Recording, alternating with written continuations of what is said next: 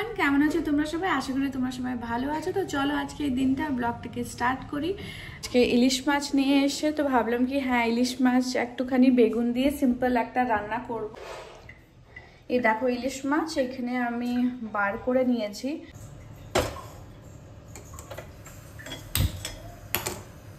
এখানে আমি একটুখানি আদা, পেঁয়াজ আর লঙ্কা নিয়ে নিয়েছি, আর তার সাথে যাবে সর্ষে, দু রকমের সর্ষে, সাদা সর্ষে আর কালো সর্ষে।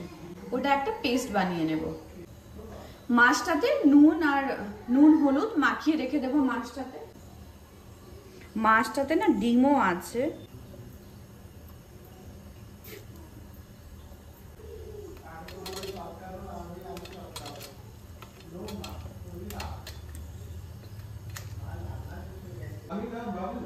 হ্যাঁ বলো।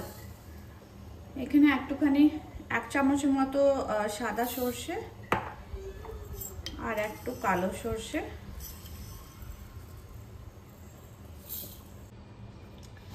এটাকে এইভাবে করে নিয়ে শুধু একটু গুঁড়ো করে নিলাম। তারপরে এর মধ্যে পেঁয়াজ আর আদা আর 3টে কাঁচা লঙ্কা দিয়ে দিলাম। এখন এই পেস্টটা হয়ে গেছে, এটাকে আমি ছেঁকে নেব।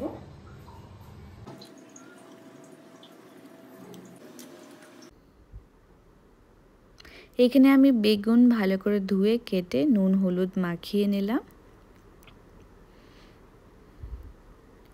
তারপর কড়াতে সর্ষের তেল নিয়ে তেলটা যখন ভালো করে গরম হয়ে এলো বেগুনগুলোকে দিয়ে 80% ভেজে নিলাম। আমি ইলিশ মাছটা ভাজিনি, ইলিশ মাছটা এভাবেই রান্না হবে। ওই তেলের মধ্যে আমি কালো জিরে আর কাঁচা লঙ্কা ফোড়ন দিয়ে ওই যে সর্ষের জলটা আমি রেখেছিলাম সেইটা দিয়ে দিলাম। আর তারপরে নুন আর হলুদ দিয়ে ইলিশ মাছটা এক এক করে ছেড়ে ভালো করে ওই গ্রেভির মধ্যে মিক্স করে দিলাম।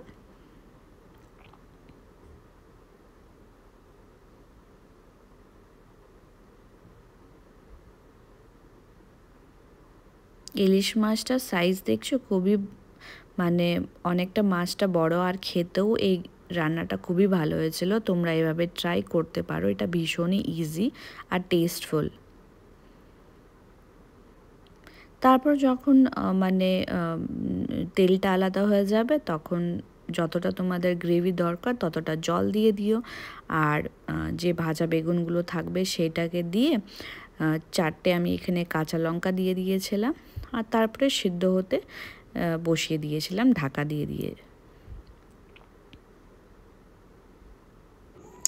আমার ইলিশ মাছটা এইদিকে হচ্ছে, আর এইখানে আমি একটা হেয়ার প্যাক বানিয়ে নিই। দাঁড়াও দেখা। আমি এখানে মেথি, চিয়া সিডস আর রোজমেরি লিফ নিয়ে দই দিয়ে ভালো করে গ্রাইন্ড করে নিলাম।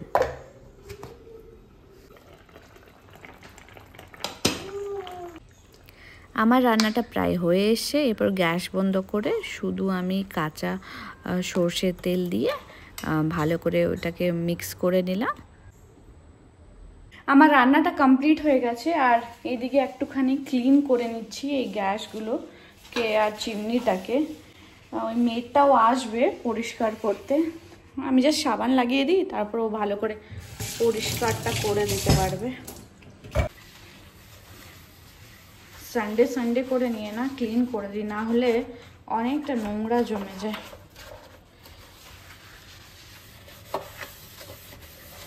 একটা বানিয়ে নিয়েছি, এটাতে জাস্ট একটুখানি ভিটামিন ই অয়েল দিয়ে পুরো মানে চুলে ভালো করে সুন্দর করে লাগিয়ে নেব। আমাদের লাঞ্চ হয়ে গেছে, খাবারটা ভালো ছিল। বেগুন আর সর্ষে দিয়ে এভাবে ইলিশ আমি ফার্স্ট টাইমই ট্রাই করলাম, আর খেতে সত্যি খুবই ভালো হয়েছে। তোমরা যারা আমাকে দেখছো ডেফিনেটলি এভাবে ট্রাই করে দেখতে পারো, খেতে ইলিশটা মানে খুব ভালো লাগবে। আর এখানে দেখো আমার নাইকা থেকে মানে দুটো আমি ময়শ্চারাইজার অর্ডার করেছি, তো তাই ভাবলাম কি একসাথে খুলি, তোমাদেরও দেখানো হয়ে যাবে। এই দেখো এইটা একটা আর এইটা একটা। দেখো এইভাবে, এটা দেখো নিউট্রোজেনা হাইড্রো বুস্ট ওয়াটার জেল, এটা ময়শ্চারাইজারটা। আর এটা ভিতরটা দেখাই, ভিতরটা এইভাবে দেখো, এটা একটু দেখো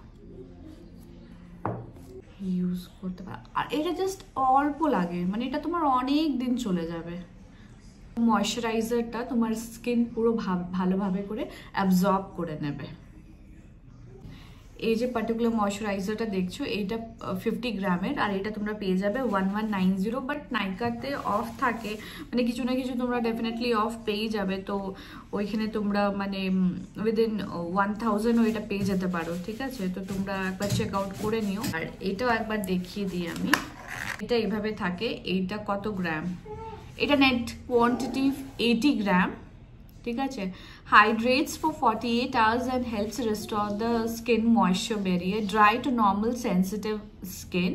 এটা Cetaphil moisturizing cream, ঠিক আছে? আচ্ছা 80 গ্রাম 629 নিয়ে একটা ইয়ে বেরোবে, এমনি কনসিস্টেন্সি। এটাও সুন্দর করে ব্লেন্ড হয়ে যায়, মানে খুব ভালো, মানে স্কিনটাকে খুব সুন্দর করে রাখে। দুটোই ডার্মাটোলজিক্যালি টেস্টেড, এই দুটোই ক্রিম।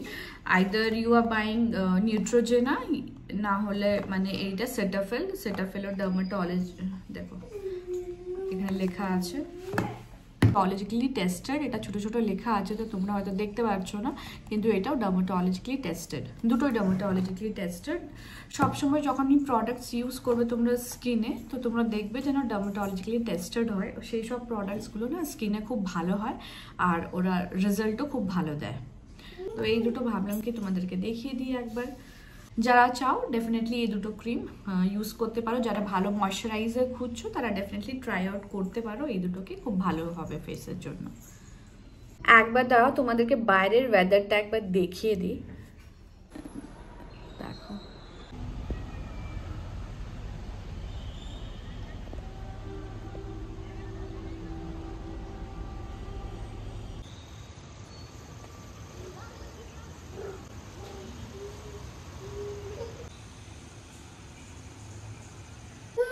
ছাড়ো তো এদিকে, এটাকে ছাড়ো, এটাকে বন্ধ করো।